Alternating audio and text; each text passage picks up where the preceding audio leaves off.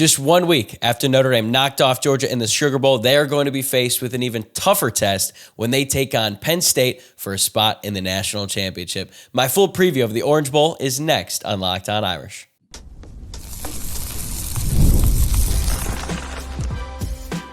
You are Locked On Irish, your daily podcast on the Notre Dame Fighting Irish.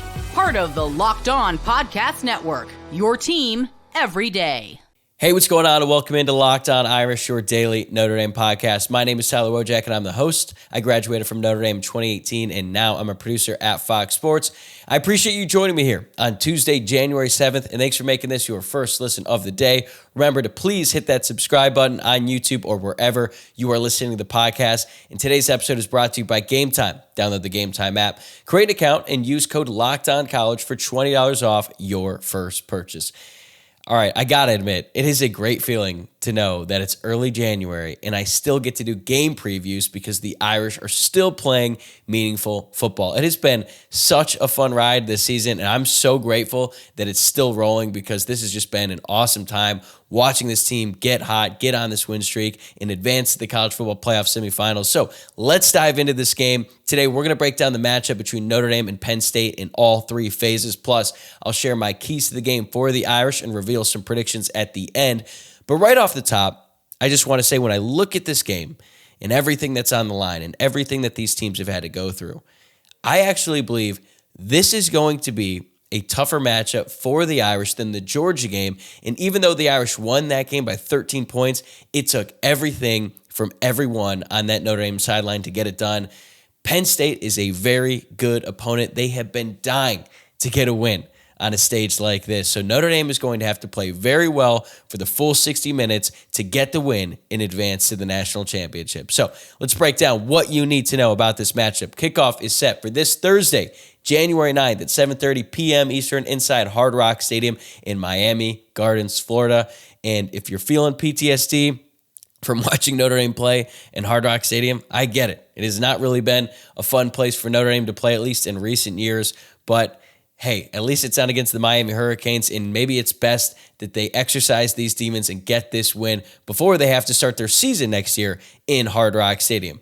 The game is going to air on ESPN, and we're going to get the same broadcast crew that we have had in the first two playoff games for the Irish. Sean McDonough on play-by-play, Greg McElroy as color commentator, Molly McGrath on the sideline, and it is going to be perfect weather for this one in Miami. High of 71, low of 54, winds up to 13 miles an hour and only an 8% chance of precipitation. I know a lot of Notre Dame fans, I know a lot of Penn State fans as well, are going to be making the trip down to South Beach, and I hope you enjoy the warm weather because it looks like the Midwest and actually a big portion of the South is getting hit with huge winter storms, so they are going to get some relief in South Beach. Meanwhile, in the other college football playoff semifinal game, the weather there is going to be awful. So Notre Dame fans, you get some better weather traveling for this one instead of what Texas and Ohio State fans are going to have to deal with. And this is a fun game in particular because it actually used to be a rivalry game back in the 80s. So these two teams used to play every year from 1981 through 1992. Both teams were very good. You got some all-time classics in that series, like including the Snowball with Jerome Bettis, Rick Meyer, all kinds of great games, a bunch of great history between these two schools. Most recently, they played a home-and-home in 2006 and 2007.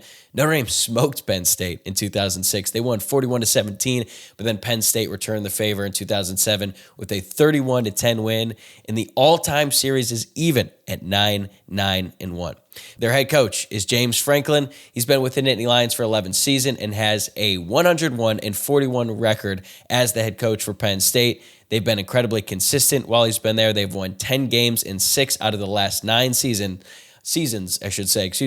But the thing that has plagued James Franklin throughout his career, specifically with Penn State, is his record in big games. He is 3-19 against top 10 teams, and he is 1-14 against top 5 teams. In fairness to him, it is hard to beat top 5 teams, but when you've been with a program like Penn State, and they've gotten right there so many times, they just have not been able to get over the hump. So are they due? We're going to have to wait and see because Notre Dame just got over the hump when they beat Georgia, and now they're going to have to be the team on the top that's trying to hold off Penn State from getting that big signature win that this team and this fan base has really coveted for so long. This season, Penn State is 13-2 on the year. Their only loss in the regular season was to Ohio State at home. They went up 10-0 in that game, and it felt like, wow, they might have a legit chance to get this win, but they ended up losing that 20-13. They also lost to Oregon in the Big Ten championship game, 45-37. They were actually down 14 points at the start of the fourth quarter, but they came back, made it a game late. It was a shootout, a lot of fun to watch, but let's be honest. And Penn State fans, if you're listening to this, you can be honest too. They've had a cakewalk in the college football playoff. They blew the doors off SMU in the first round, 38-10, and then they won convincingly over Boise State, 34-17 in the quarterfinals. I'm not asking you to apologize for the path that the committee gave you. It's not their fault, but I think we can all agree that it's been the easiest path. They were supposed to get to this point, and to their credit, they got here. They also have a little bit more rest than Notre Dame has had because Penn State played Boise State on New Year's Eve. Due to the tragedy that happened on New Year's Eve, Notre Dame wasn't able to play Georgia until January 2nd. So Penn State not only has the advantage of not playing Georgia, they also have the advantage of having 2 more days to prepare for this game. But they also had to play 1 extra game compared to Notre Dame because they had that conference championship game against Oregon. So we're going to see which one is more important. Either way, both teams have played a lot of football. It's late in the year, and guys are physically and mentally exhausted. It's going to be a test of will. Right now, at the time of this recording, Notre Dame is favored by 1.5 on FanDuel, and the over-under is 45.5. So this is very similar to Georgia. I saw the line get as high as -2.5 in favor of Notre Dame, but from what I have seen, it seems like most people in the college football media are pretty much split on who they're picking to win this game. The overwhelming majority seem to be on the under, and that makes sense because these are 2 great defenses going at it. So what is at stake in this matchup? Well, when Notre Dame beat Georgia, that was a program-defining win, one that changed the reputation of the football program because they finally beat one of those elite teams on the biggest stage. And that is exactly what Penn State is trying to do this week. Like I said, they deserve credit for being here. It's not their fault that they got the draw that they did, but I don't think any rational Penn State fan is going to look at that win over SMU or look at that win over Boise State and say, yes, James Franklin finally got the big one. This is his first real chance to get that big one after losing to Oregon. So they've gone 0 for 2 this year in trying to get that big win, and I know their fan base is itching to get this done. There's also a lot of Notre Dame fans in Pennsylvania, so I'm sure that there's a lot of people out there who have been arguing with their neighbors, their family, their friends. So a lot of Midwestern ties in this one, and it is going to be very fun to watch. The biggest thing really that's been holding Penn State throughout all this time, like they've been very consistent, is their record in big games, and this is about as big as it gets. And I have to imagine everyone on both teams feels they're battle-tested, but at the same time, they're pretty drained from playing so many games in this expanded playoff version. So what matters more now? We're going to have to wait and see, but either way, these teams are both dealing with massive injuries. Notre Dame has been without Benjamin Morrison. They've been without Jordan Botelho and Boubacar Traore. Now they're without Riley Mills, their star defensive tackle, after losing him in the first-round game against Indiana. Jeremiah Love is banged up, as well as Howard Cross and Xavier Watts.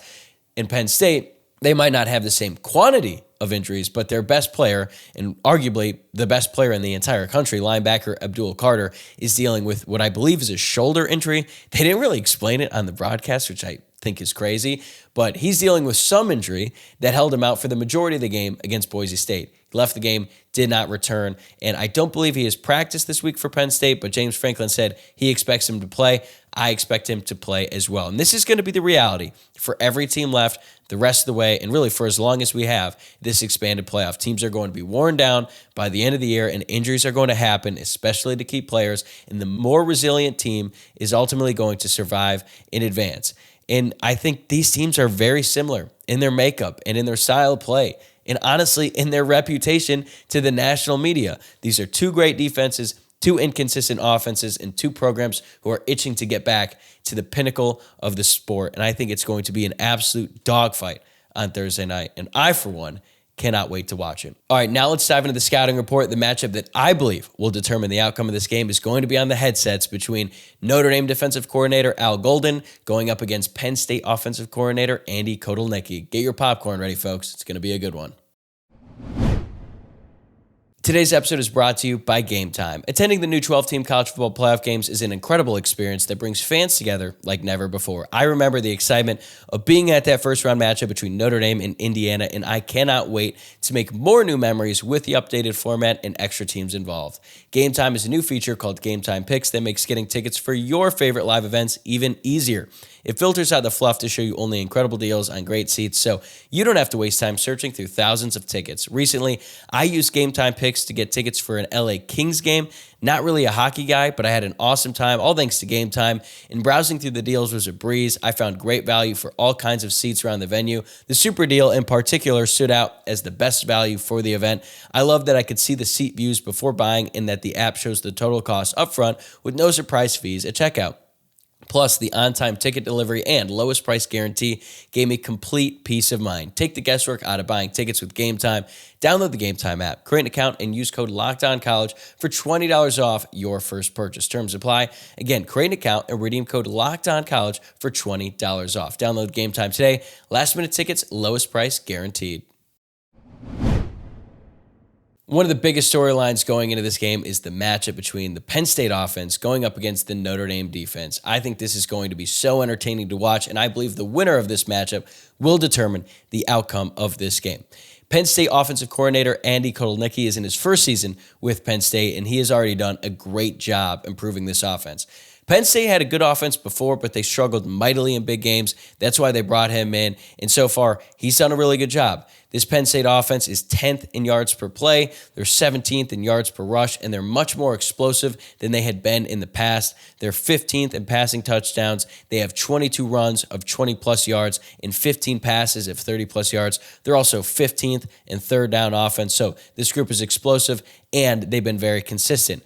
But they're going to be going up against Notre Dame defensive coordinator Al Golden, who really stuffed Georgia offensive coordinator Mike Bobo into a locker last week. Despite the litany of injuries that Notre Dame has had to deal with, they have been playing lights out for a long time. They held Georgia to 2.3 yards per carry. They also had 9 tackles for loss and registered 4 sacks and held the Bulldogs to 2 and 12 on third down. It was an unbelievable performance by the Irish defense, playing without Riley Mills for the first time. And they also watched Xavier Watts go down with an injury briefly. He came back in the game. Howard Cross went out as well, but he came back in the game too. So it just seems like whoever's out there for the Notre Dame defense is going to be flying around the ball and making some plays. The thing about Andy Kotelnicki is that he's a very creative play caller. It's a big reason why he was so attractive to Penn State from the time when he was at Kansas, and that is carried over to the Nittany Lions. They might not have great wide receivers, but they have the best tight end in the country in Tyler Warren, and they have one of the best running back duos, a strong offensive line, and a highly talented quarterback in Drew Aller. Drew Aller, in my opinion, is the most talented quarterback Notre Dame has had to face all year. I'm pretty familiar with him. He's a 5-star out of Medina, Ohio. Back when I lived in Ohio, I lived in Medina. He went to the local high school. My cousin, Jack, played on the same team as him in high school. And by all accounts, he's a great dude, and he really is just uber talented. It's a big reason why NFL scouts are like in love with him, despite the fact that some of the numbers aren't super impressive. Also, he's 6'5", 238 pounds, so he has like the perfect quarterback frame. And even though he said he's going to come back and play for Penn State next year, we're going to see about that because this is a very weak quarterback class in the NFL draft, and scouts just love what they see in him. He has so much arm talent, but he has been a little bit inconsistent at times. This season, he's thrown for 3,192 passing yards. He has 24 passing touchdowns to 7 interceptions. He's 15th in the country in QBR, but he has really struggled in big games throughout his career. I mean, he was just god-awful last year against Ohio State and Michigan. It was really bad for him. Now, granted, he was only a redshirt freshman at the time, and then this year, he was pretty mediocre again against Ohio State, and you're thinking, is this just the deal with Drew Aller? He can light up the bad teams, but going up against the big teams, he's not really that good. That was until he played Oregon, and I think that was a really, really impressive performance by him. He did have 2 picks in that game, but he had 3 passing touchdowns, and he had 1 play on a 4th down late in the game. He rolls right, and then off 1 foot just fires the ball into the end zone in between 2 defenders with a ton of zip on the ball, extremely accurate. And it was one of those throws that made you go, wow. And you start to see why the NFL scouts and all those guys like him now as a prospect and why he was such a highly coveted recruit coming out of high school. Now, in the playoffs, he's been okay. I would say he was average against SMU, but he had some more wow throws against Boise State. That deep ball early on in the game was beautiful, and then he hit Tyler Warren on a play in the end zone. That was a perfect ball, threw it high so that Warren was the only player who could get it, and he did. So he's starting to heat up a little bit, but the fact that he has been so inconsistent in big games is going to be something that Notre Dame tries to target early. I think that Penn State has the second best running back tandem in the entire country, because I think Notre Dame has the best running back tandem when both guys are ready to go. Jeremiah Love and Jadarian Price, in my mind, are a little bit better than Nicholas Singleton and Katron Allen. But those two guys are studs, and they have been very balanced this season. So Allen has the slight edge in rush yards, so he is the team leader with 1,026 on 201 carries for 5.1 yards per carry, and he has 8 touchdowns. Singleton has nearly 50 less carries, but only 11 less rushing yards for 6.5 yards per carry, and he has 9 touchdowns. Singleton was one of Notre Dame's top priorities on the recruiting trail a few years ago. Looked like he was about to commit to Notre Dame on a visit. His dad told him to hold off and wait to make his decision. He decided to stay with the hometown Penn State, and Notre Dame is going to be going up against him on Thursday, so that is going to be interesting to watch. And they're also going to run the ball with their tight end. And if you're thinking, what? Why would they run the ball with their tight end? Well, it's because number 44, Tyler Warren, is an absolute man-child, and he doesn't really get enough credit, in my mind, for being one of the best all-around football players in the entire country. He's 6'6", 257 pounds. He leads the team with 1,158 receiving yards and 8 receiving touchdowns. He also has 197 rush yards and 4 touchdowns as a Wildcat quarterback. Plus, he's thrown for a passing touchdown as well. So you're not going to stop Warren. You just got to do your best to contain him. He honestly plays like a road to glory player in NCAA, where you just kind of are using one guy and you move them all around just to have some fun with them. And they've got a really good offensive line as well. I wouldn't say it's great, but they've been playing really, really good football as of late. So one thing about Penn State is they're going to try to get the ball in the hands of their playmakers. And their playmakers are at running back and at tight end. They're going to throw the ball to Nicholas Singleton. He has 39 receptions for 342 yards and 5 touchdowns. Katron Allen has 17 receptions and 2 touchdowns as well. I already mentioned Tyler Warren and all the different things that he can do, but a big reason why they have to key on these guys so much is because their wide receivers have been pretty average. Number 6, Harrison Wallace, is their leading receiver with 46 receptions, 723 yards and 4 touchdowns. Behind him, you've got Omari Evans, who's a really big-time, big play threat. He only has 21 receptions on the year, but 5 of them went for touchdowns, and he has 415 receiving yards. Julian Fleming was a big get at the time when they got him from Ohio State in the transfer portal. He's been dealing with injuries this year, so he's been a little bit disappointing. He's only had 14 receptions and 1 touchdown. So my keys for the Notre Dame defense, a lot of it has to do with the wide receivers. Notre Dame has to win the one-on-one battles on the outside. And obviously I could just say they got to win the turnover battle, which is obvious, and that applies to literally every game in the history of football. We saw how big of a factor it was against Georgia, but I think in this game against Penn State, Notre Dame playing as much man coverage as they do, they simply have to win those matchups way more than they lose them, because they played a ton of man against Georgia. They won a lot of the time, but they did give up that big play to Smith, and they would have had another big play if Bell didn't drop it. So they're going to run a lot of man. Penn State is going to test them. These defensive backs have to win those matchups. Other than that, I mean, the Georgia wide receivers and tight ends really struggled against Notre Dame, and Penn State's wide receivers haven't really been able to get open all that much this season. So if Notre Dame can just lock down the wide receivers on the outside, they can then double Tyler Warren, or at least bracket him to provide some more help there, because anyone going one-on-one with Tyler Warren is a mismatch, just considering how big he is. And if Penn State starts to have some success on the outside, then they can attack the middle of the field a little bit more with their running backs and tight ends if the Notre Dame defense is forced to split out. So that is how they're going to beat you. Notre Dame cannot let that happen. My second key to the game for the Notre Dame defense, they got to confuse Drew Aller. Gunnar Stockton started out the game really well. I think he was 5 of 6 to start the game, and then he went 1 of 6 after Notre Dame made some adjustments, and he had no idea what he was seeing. It wasn't just during the play either. It was before the snap as well. They weren't getting into the correct protections.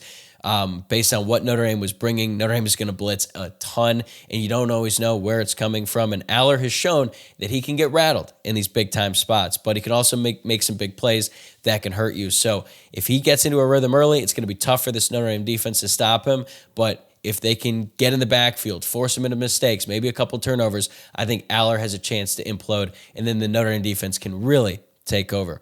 All right, now let's flip it over to the other side of the ball. Notre Dame offense going up against the Penn State defense. Mike Denbrock, the Notre Dame offensive coordinator, said that he set offensive football back, I believe, 80 years in the win against Georgia. It was a joke, but they do need to play a lot better against Penn State to win that game. They finished with 244 total yards of offense against the Bulldogs, including just 90 passing yards. It is a miracle they won that game with such few offensive output. It was actually the fewest amount of total yards for a team who won a playoff game in the brief history of the college football playoff. They scored one offensive touchdown, a one-play, 15-yard drive that resulted in a Bo Collins TD catch. And they were able to move the ball at other points in the game, but they also kept shooting themselves in the foot with penalties. That is something to watch in this game. So the former Indiana head coach Tom Allen is now the defensive coordinator for Penn State, and they are top 10 in the country in a bunch of statistical categories. Points per game, yards per play, rush yards per game, yards per rush, tackles for loss, interceptions, red zone defense. They are in the top 10 in every single one of those categories in the country. This is a very, very good unit. They are a little bit better at defending the run than the pass. They're only allowing 3.1 yards per carry. They've forced 111 tackles for loss, and they've only given up 12 explosive run plays. Meanwhile, their pass defense is still very good, with a 27th in pass yards per game allowed and 47th in completion percentage allowed. They have been very stout in the red zone. Teams have only converted on 68% of their trips in the red zone, which puts them at number 4 in the entire country. And really, the biggest thing to watch in this matchup is the health of the superstars. Notre Dame running back Jeremiah Love, the best player on that side of the ball, and Penn State offensive or outside linebacker Abdul Carter. Love tweaked his knee in the game against Georgia. He only finished that game with 6 carries for 19 yards, so he was largely a non-factor in that one. And as I said earlier, Carter left the game against Boise State early on, and I don't think he's been practicing that much this week, but he has been posting these weird Star Wars videos that I guess would suggest he's going to play. I have no doubt that they're both going to try to play. It's just a matter of how effective they are going to be. I don't really have high hopes for Jeremiah Love personally in this game. He was wearing a brace at practice earlier this week, and it appeared to bother him quite a bit. So I don't know if he's going to roll out there and play the game with a brace on. So even if he's not wearing a brace, I just think we're all going to be holding our breath every time he touches the ball and just bracing for more injury. So we're going to have to see with Jeremiah Love. I expect Carter to be a factor in this game, but he's probably going to have to be on a snap count or be limited in his production. But he's a stud, man. He's probably going to be a top 3 pick in the NFL draft. He has 11 sacks on the year, 2 forced fumbles, 3 passes deflected at the line of scrimmage. He is just a major problem to have to deal with. But even without Carter, this is still a very good defense. They had one bad game all year, and that was to Oregon, who was the number 1 team and presumably the best team in the country until they got whipped by Ohio State. Oregon had 469 total yards in that game, 6.4 yards per play. They put up 45 points. They went 8 of 15 on 3rd and 4th down conversions. Tez Johnson, the wide receiver, just lit them up for 11 receptions, 181 yards and a touchdown. Notre Dame just doesn't have a guy with that kind of speed on the outside. But other than that, this Penn State defense has been awesome. Ohio State only put up 20 points on offense, although I guess it would have been 27 had Will Howard not just fumbled the ball into the end zone. But they held the Buckeyes to 182 pass yards. But the big thing in that game against Ohio State is that the Buckeyes bullied them down the stretch. Ohio State got the ball at their own 1-yard line with 5 minutes left in the game, and they were only up a touchdown. Penn State just needed to get a stop, get the ball back with a chance to tie it. Instead, the Buckeyes ran the ball 11 times and iced the clock. Ball game. Penn State never touched the ball again. And to me, that is what Notre Dame is going to have to do in this matchup. My keys for the Notre Dame offense, they have to win in the trenches, especially down the stretch. This is going to be a battle all game long. Georgia had the upper hand early on the line of scrimmage going up against Notre Dame's offensive line, but eventually it was the Irish who wore them down. Notre Dame went 12 plays for 41 yards late in the 4th quarter, and they didn't score, but they took 7 minutes and 36 seconds off the clock, and that basically sealed the game.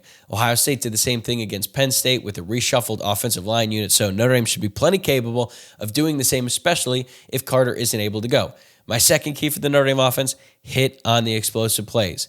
Notre Dame's longest play on offense against Georgia was a 32-yard run by Riley Leonard. Probably should have been a longer play than that because Georgia got away with the face mask. But their longest pass play in that game was a 14-yard pass to Jordan Faison. They're going to need to do much more than that to beat Penn State because I just don't think you can count on getting another special teams touchdown or get the ball at the 15-yard line every game. Notre Dame does lead the country with 48 points on defense and special teams, but still, you want to see more from this offense. And Jadarian Price, this is a huge game for him. He'd probably be the number one running back on a ton of other teams in the country, but he's second behind Jeremiah Love on this team. But despite that, he has shown that he's one of the most explosive backs in the country. He's going to have plenty of chances to get to the outside in this game. And even though Notre Dame didn't take really any downfield shots against Georgia, they have to do it against the Nittany Lions. And I don't think Penn State has quite the level of dudes on the outside that Georgia did. So they're going to try. We're going to see if it pans out. But the main point is, it's just going to be really hard to sustain drives throughout the game against this unit. We know Penn State is going to take some shots. Notre Dame is going to have to return the favor. All right, and now for the third phase of the game. Arguably the two biggest plays in the Sugar Bowl came on special teams, and it could prove to be the deciding factor once again when the Irish take on the Nittany Lions. More on that, plus my predictions, right after this. Today's episode is brought to you by FanDuel. From big upsets to game-winning drives, the NFL playoffs are better with FanDuel. Because right now, new customers can bet $5 and get $200 in bonus bets guaranteed. That's $200 in bonus bets. Win or lose, the FanDuel app gives you everything you need for live bets, same-game parlays, and so much more. My pick for this week, I already gave out the Detroit Lions to win the Super Bowl plus 470. For this weekend's games, I like the Steelers plus 9.5 against the Ravens on Saturday. Lamar Jackson has really struggled against the Steelers in the past, and 9.5 is just a lot of points. Even though I don't have much faith in the Steelers offense, I like them to cover that 9.5 point spread. For more, just visit FanDuel.com to join today, and you'll get started with $200 in bonus bets. That's FanDuel.com. Make this playoff season unforgettable with FanDuel, an official sportsbook partner of the NFL. To some teams, big plays on special teams might feel like a fluke, but for Notre Dame, it all feels like it's part of the plan, and I believe it's going to be a big part of the plan again when the Irish take on Penn State. The fourth down fake punt that set up the offsides on Georgia was such a genius move by Marcus Freeman and Marty Biaggi, and Jaden Harrison's kickoff return for a touchdown basically put the game away. That was the most exciting play of the game. It put Notre Dame up 20-3, and that was basically it, considering the fact that Georgia just had nothing doing going up against that Notre Dame defense. So what's going to happen in the Penn State game? I honestly think we're going to see some chaos in the third phase of the game. Let's look at Penn State's kicker, Brian Barker. He's been pretty solid. He did miss one extra point, but he's been 14 of 17 on the year. He's been perfect from under 40, but he's 6 of 9 from 40 plus. He's a long of 49 yards. Their punter is pretty solid. He's averaging about 43 yards per attempt, but is only down 2 inside the opponent's 20. By comparison, James Rendell is averaging 41.8 yards per attempt, but he's down 3 inside the 20. He's been playing a lot better as of late. I thought his game against Georgia was probably Rendell's best game of the entire season, and Notre Dame really needed him to flip the field. They're going to need that again from Rendell in this game.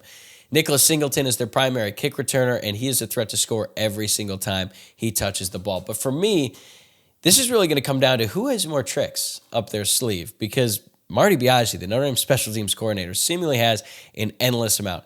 They've already run 3 different fake punts this year, and that's not even counting the Gametime play that they ran against Georgia.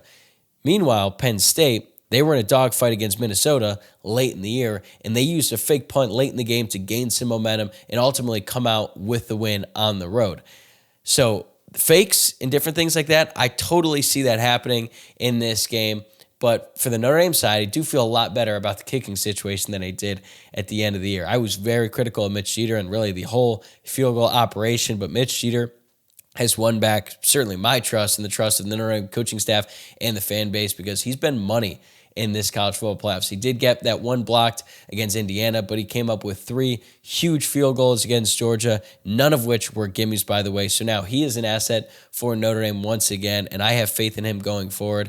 But I also believe that Penn State is going to be the first team to try and take advantage of Notre Dame's aggressiveness on special teams. Bryce Young nearly burned him twice early on in the game when he had the back-to-back penalties, so they got a little bit lucky there. I'm surprised one of them wasn't roughing, particularly the first one.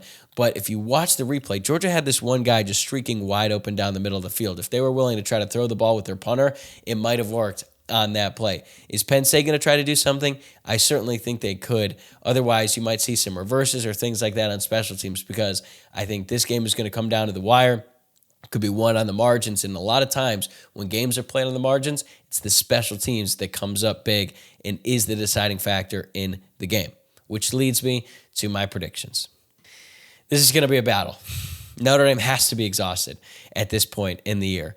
And I know that they've been saying all the right things. They've been doing all the right things after beating Georgia. But when you watch that game and you just watch how physical that game was from beginning to end, you just know there was a serious physical and mental toll that Georgia game took on pretty much everybody involved, the staff included. And I love the mindset from this team. They're hungry for more. They turned the page quickly after that win.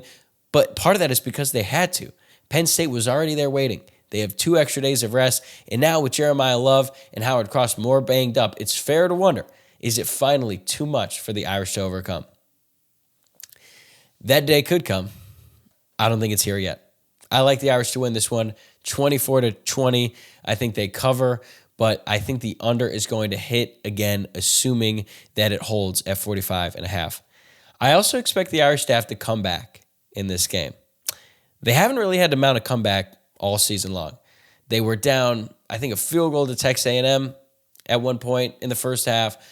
They got down early against Louisville. They obviously got down to Northern Illinois and weren't able to beat them, but they really haven't had to come back at any point in the season, especially late in the game. And I think Penn State is going to come out swinging. They're going to be a little fresh, and I just think that they're going to try to be super aggressive off the top, and Notre Dame is just coming off a very physical and emotionally draining win. So it wouldn't be shocking if they come out and they're not clicking on all cylinders right away. But I think as the game goes on, Notre Dame is going to start to wear on Penn State, and they will cave in just like they did against Ohio State. Aller is going to have his moments, for sure. They're going to hit on some big plays, just like Georgia did. They're probably going to try to target Christian Gray, who has been a little bit susceptible to the big play, especially as of late.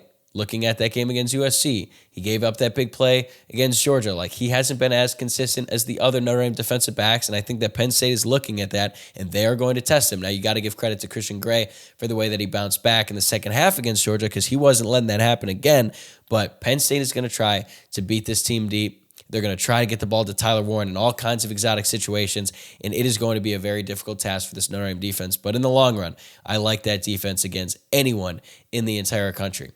This is not going to be a pretty game.